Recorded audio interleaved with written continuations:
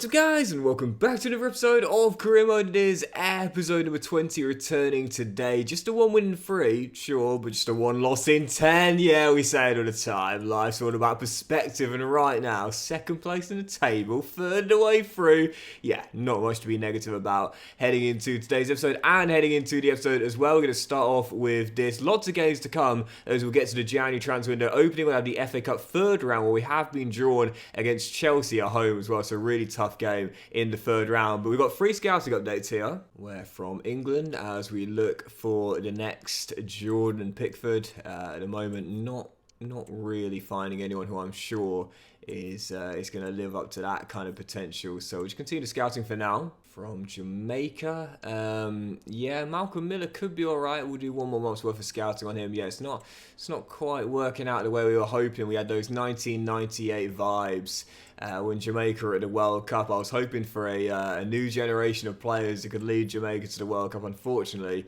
don't think we're going to find them. Malcolm Allen could be quite good. We'll do 1 more month's worth of scouting on that. And as for Fiji, well, I'm going to give this guy a scholarship. He's the only one we found so far who I'm like, oh, he could have some potential, you know, and it definitely seems that way. 80 to 94. The overall is going to be poor, but again, he's only 14 years old, so we'll have a long way to go and a lot of progression to make, so I'm not too worried about that. As for the rest, unfortunately, though, I think they're all going to get rejected. Right, yeah, first game of today's episode then, Newcastle United heading into this one right now in second in the table, and I would have bitten your hand off to finish here come the end of the season. We're only a third the way through. It's a long way to go. Just the 1 win in our last 3 games. If we are going to stay in the top 4, we need to be more consistent and get back on a winning run. Let's restart the winning run here with a 3 points at Portman Road. Corner switch down. Gordon down the left-hand side. Ducore to beat. And does hold him off as well before rolling it back. Ball through. What a ball too. And Sandro Tonali with the coolest of turns and finishes. That was so smooth. The ball inside was fantastic. But look at this from Tonali here. Takes his time. And even with Muric coming to shut him down. Oh, it's just, there's something about finishes where they're not hit with any kind of power at all. They're just guided in. They are just coolness personified, man. It's like the ball trickles in slow motion. Bonus points if the striker turns away before it hits the back of the net. Sandro the opener. Newcastle in front. This gives White, wins it back. And that's not rolled in, that's smacked in. David Washington, 6th for this season with the instant leveller. Yep, 2 different types of goals, but they both count for the same amount. Back on level terms. As Isaac tries to bundle through and couldn't. Still 1-1. And we know consistency is king. And again, what we don't want, got to remember if you're going to be onside there, well onside, because that man in the middle is playing you onside. Go on, Mumba. Go on, Mumba. First of the season, Ipswich in front. Consistency is so key. And you know, we keep on saying it, and it sounds like a really obvious thing to say, but it's true. If you win 1 and lose 1 and draw 1 and lose 1 and draw 1 and win 1 and draw 1 and win 1 and lose 2 and then draw 1, like it's not going to get you where you want to get to. If you want to finish mid-table, that's fine. You don't really need the consistency, you know, but to finish in a Champions League spot, to be in the top 4, you've got to make sure you get wins in succession. Can't afford to have just 1 win in 4. And as things stand, it won't be if we hold on to this. It's one of my favourite sayings ever. And if you're a new viewer to the channel, you hear me utter it a lot throughout the course of this career mode. And really in all my videos, consistency is king. And I've always been a firm believer in this. I always have been. It's something I try and make sure I stick to in my own personal life as well. Consistency is king. I'm a firm believer that, you know, good progress 7 days a week is far better in the long term than exceptional progress 2 days a week. Firm believer in that. Always believed in it. There's a great boys chip through to Gordon. Muric comes out and beats it away. Still leading by 1. As we go in search of a return to winning ways here. Ipswich Town back to winning ways, but to be fair, here in East Anglia, that is where we're better anyway. We might have had a loss this season here already by Arsenal, but no one else has beaten us. And just like last season, continuing to make Portman Road a fortress. Whoever comes here, we fancy our chances against them. In this case, the Magpies had to come from behind to get the win, but get the win we did. Back on track, back to winning ways, staying in the top 4. Yep, only behind Liverpool on goal difference. 10 wins for the season already. For context, that is more than we had for the entirety of our first season in the Premier League. The progress we are making is fantastic. No one's won more games than us so far this season, even though we are in second place right now. But it's a way where we have had 3 of our 4 slip-ups. Following contests away, our last 2 travels on the road, a draw and a defeat. But now taking on Leicester away at King Power. These are the games we need to win if we are to stay in the top 4. Can't afford not to leave with all 3 points. Leicester away, our following game, coming at Ipswich Town. 2 of our 3 losses coming away, the draw being at the Etihad as well. I still don't know how we lost to Southampton on match day 2, I think it was. Like, man, those are the games, I say this all the time, those are the games you look back on. If you did fail to do what you really wanted to do, those are the ones that sting the most. No one minds a draw at the Etihad Stadium. Are you kidding me? You're not going to get absolutely scolded if you get beat by Arsenal at home. But come on, like you got to win the bankers. I say it all the time. You got to capitalise on that as Clark goes down, stays down, and is forced off. Good start to the season for Jackie boy, but I don't think we'll see him for the rest of it. That looks like a season ender, as they're calling for the stretcher. Well, I didn't plan to do any business when the January window opens, but I think we're going to have to now. Won't have a choice, because, I mean, we're going to sell Dara O'Shea to Nottingham Forest. That's been agreed. 12.5 mil coming in for that sale. Connor Chaplin's on the transfer list and probably going to go as well. And, of course, with Price still being down, and that most likely being a season ender for Clark as well, we don't have enough players to make a bench, I don't think. So, going to have to make some moves of some sort as Muric makes a comfortable save there. And we still find ourselves tied at 0-0. Yeah, January window, I don't tend to do that much in it normally, but this season, won't have a choice but to. Corner, Leicester taken short by El Canu, Sinister. Oh, just let him walk past. Just let him walk straight past, and the shot goes into the far corner. I didn't want to lunge in, but also, you know, conversely, don't just let him walk past you, Doxy boy. You don't have to try and make a tackle, but don't just say, yep, let him through, let him through. Was that Sinistera? It's Luis, guys, let him through, let him through. Well, hang on a second, isn't it my job to defend? No, Sinistera, let him through, let him through. What was I doing there? It always does make me laugh. Like, if your players that you're controlling could talk, that's how I imagine the dialogue would go. It's like, you know, when you miss a one-on-one, you're like, oh, how did you miss that? I'd love for the player just to turn around, look straight down the camera lens and say, well, it was you that was controlling me and shot, you know?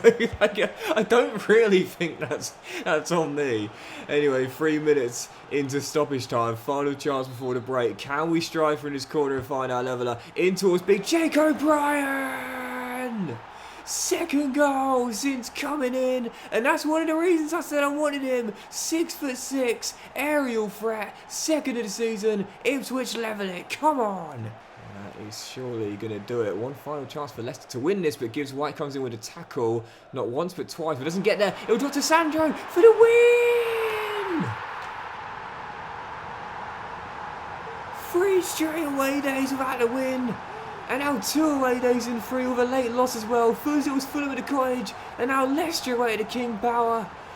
I thought last season it was just going to be a one-off where we struggled away from home. Unfortunately, it continues through to this season as well. Final kick of the game, Sandro, who I could have signed on a free and didn't do so at the start of the season, punishes me with the last kick of the game, winning it for the Foxes. 3 straight away days without victory. This will not keep us in the top 4. Ipswich Town just do not travel well. You know, it was the story of the season last year. And, oh, mate, Liverpool were held as well. If we would have won that game, we would have gone top. But we just don't travel well. We've never travelled well. And how bad was the injury for Jack? I think it was a season ender. It was indeed ACL, the acronym that no one likes to hear. He's had a really solid start to the season as well. His best start since the save began, now done for the rest of the campaign. Yeah, when that January window opens, we're going to have to make some transfers, man, because we're going to be so light. I tell you, one thing we could do is recall Hassan, who's currently on loan at Sheffield Giant. Actually, come to think about it, I think he's coming back anyway, to be fair. We'll have Hutchinson now coming in, Swappy and Koleosho around so they can both cut into their preferred fee. But yeah, I'm pretty sure that actually Hassan, the young Tanzanian teenager, is actually coming back in January anyway. So actually that will be perfect. He's up to 74 overall now. And yeah, there he is, just still there, 1st of Jan. So Hassan will be back.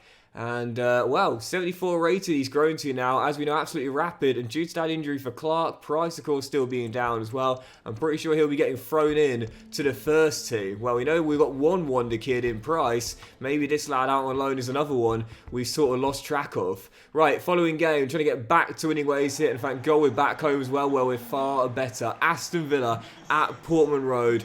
And just like last season, it's a familiar story. Ipswich Town can't win away, but we do tend to normally win at home. Let's make sure that stays true in this one here. MRI side in East Anglia. Come on, Ipswich Town. It's exactly the same problem as last season. You know, just not able to get the wins when we're away from home. And this gives White's got space to shoot, and he's denied as we're still tied at 0-0.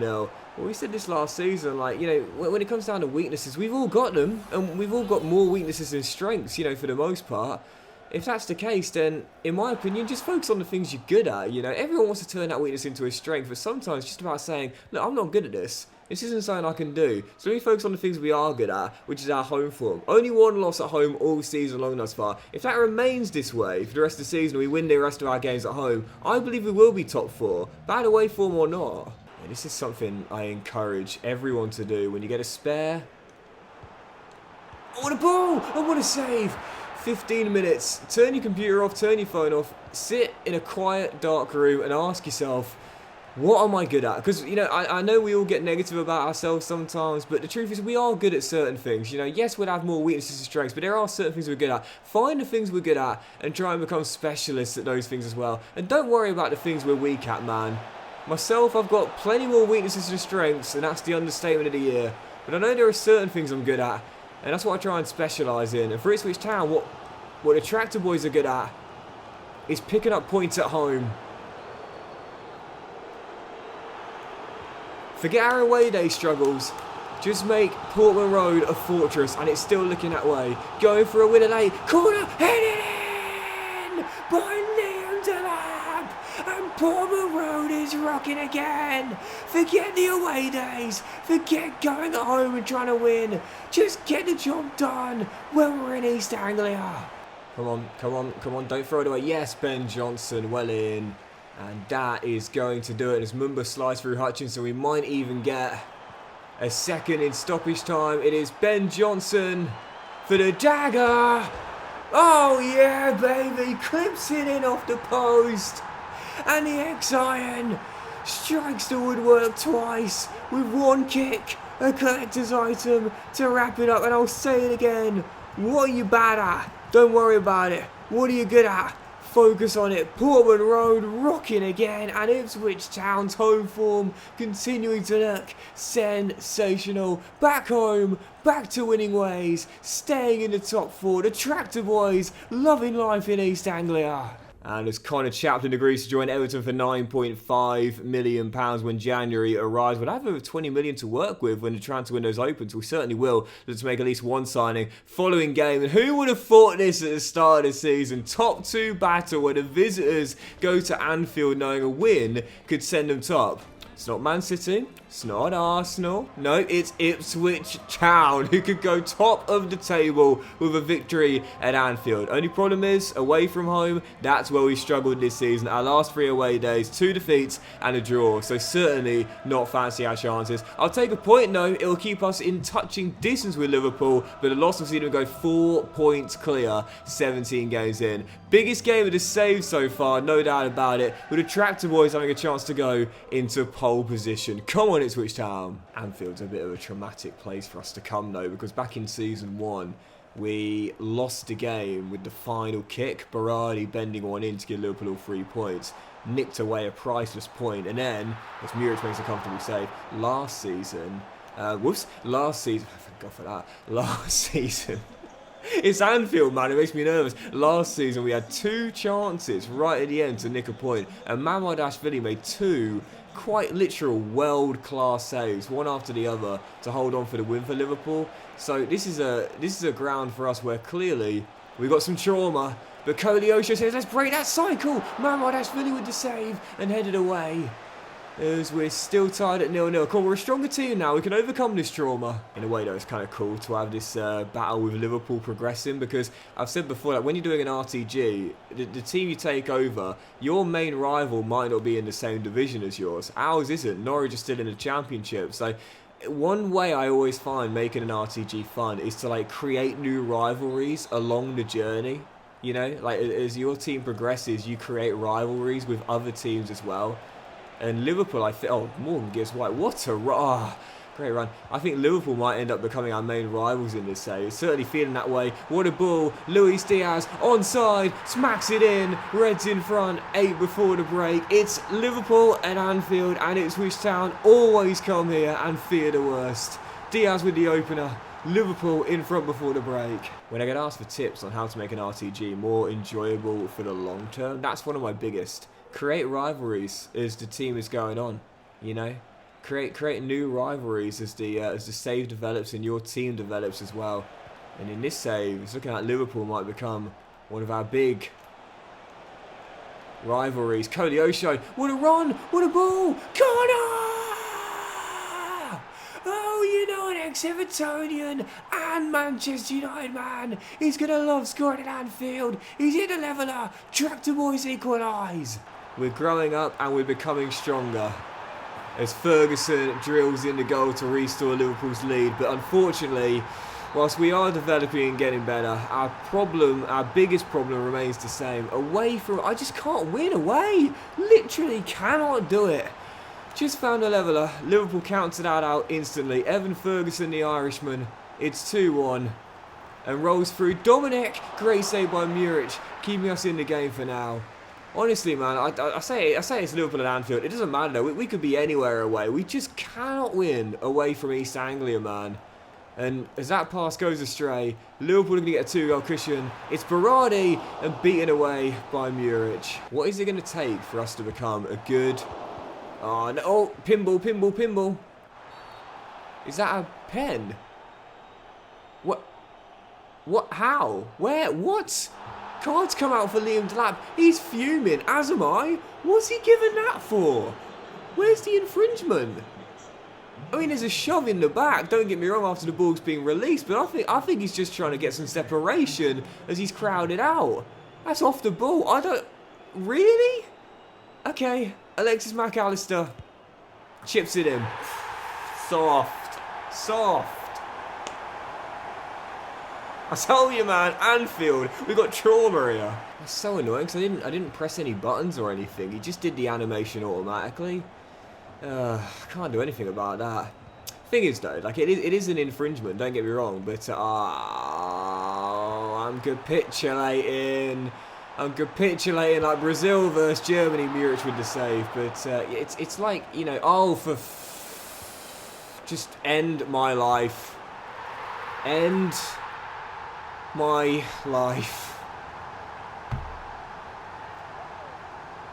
Traumatizing. Our record at Anfield since the save began. Played 3, 1-0, drawn 0, lost 3. And in a rare year when Man City stumble out of the blocks, Arne Slot's side looking like the next team up. They've taken a 4-point gap at the top of the table, and for us, the familiar feelings continue. Our last 4 away days, played 4, 1-0, drawn 1, lost 3. Yep, 1 point taken for a possible 12, and that is not going to keep us in a top 4 place, let alone a title race. Harsh lesson taught by Liverpool. We are not at this level yet, not even close. Truth is as well, I can be a bit aggrieved about the penalty because it was off the ball. Delap's just trying to, you know, push his man off to get back to his feet and get balanced again. And I didn't press any buttons, most importantly, but ultimately didn't play well. And that's one of those things, man. Like I'm always the first to admit this. Like, when I haven't played well, I will be honest about it. Granted, you can be a bit greedy about the penalty, but come on, Doxy boy, you're rubbish for practically the entire game. And now let's see if we can bounce back here as we stay away from home on Christmas Eve. Bournemouth in Dorset. 1 point taken from a possible 12 in our last 4 away days. And now, can we put it out of the bag right before Christmas Day? 2 games to go into the halfway stage, and I really want to end the first half of the season with back-to-back wins. Let's get the first of those 2 here away in Dorset. Come on, let's switch time. Alright, okay. That was bad.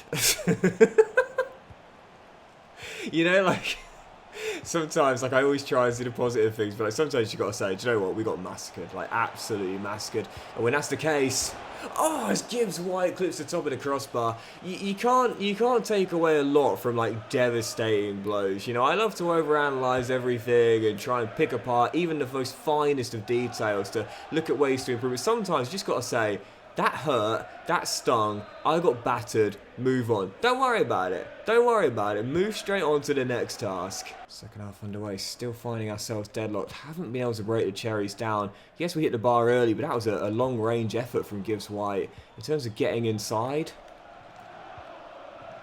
I have not been able to do that yet. But there's time.